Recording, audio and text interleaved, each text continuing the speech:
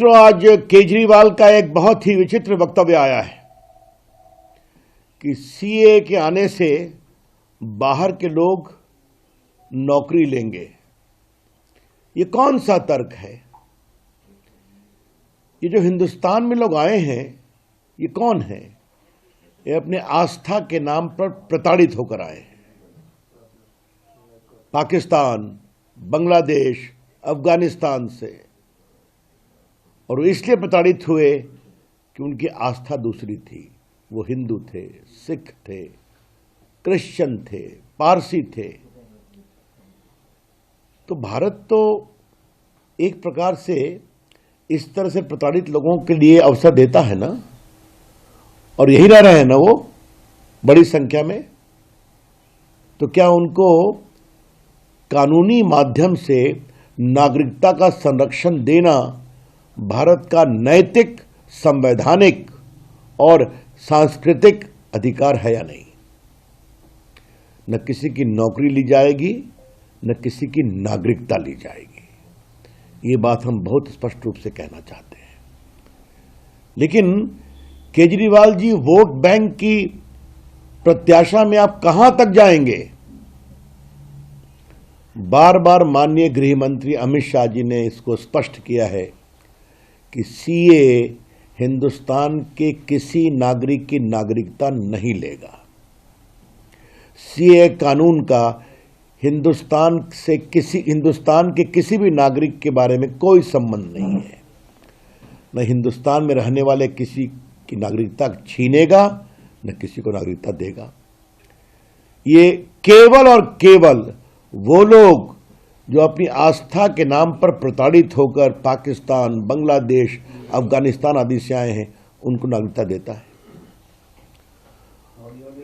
और गृह विभाग ने भी बाकायदे एक स्टेटमेंट इशू किया है कि सीए देश के मुसलमानों के विरोध में कुछ नहीं कहता। तो ये फिर बिना मतलब का प्रोपेगेंडा क्यों किया जा रहा है? और सबसे आश्चर्य की बात है कि ये कौन लोग हैं जो रोहिंग्या के पक्ष में खड़े होते हैं और कहते हैं कि उनको अवसर दो, उनको अधिकार दो, और जो प्रताड़ित होकर हिंदुस्तान में दर दर भटक रहे हैं, पीड़ा की जिंदगी जी रहे हैं, जिल्लत की जिंदगी जी रहे हैं। आज भारत ने जब उनके लिए कोशिश की है, नरेंद्र मोदी जी की सरकार ने, माननीय गृह मंत्री अमित शाह जी ने, तो उसको लेकर इस तरह की बातें कही जा रही हैं। यह बहुत दुर्भाग्यपूर्ण है। सीए के नाम पर सांप्रदायिक उन्माद फैलाने वालों से मैं एक ही बात कहना चाहूंगा, कृपया करके झूठ का व्यापार करना बंद करें।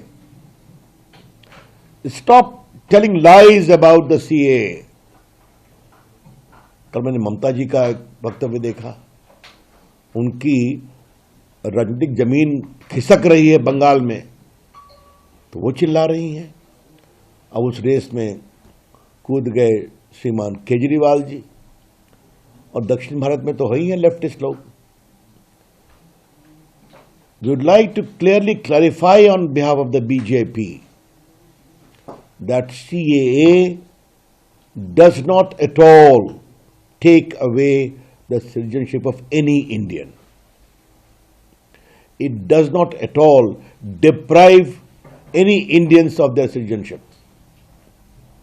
It's only and only related to those who have been victims of persecution because of their faith and were forced to flee away from Pakistan, from Afghanistan and from Bangladesh.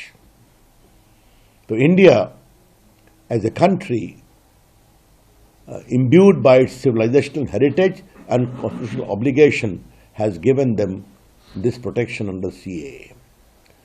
I would urge the parties also of South India, particularly in Kerala and Tamil Nadu, please stop spreading hatred based upon falsehood. तो मित्रों, मुझे कहना था, केजरीवाल जी तो कुछ नए नए तर्क रोज निकालते हैं, छोड़ दीजिए उनको। सबकी सियासी जमीन खिसक रही।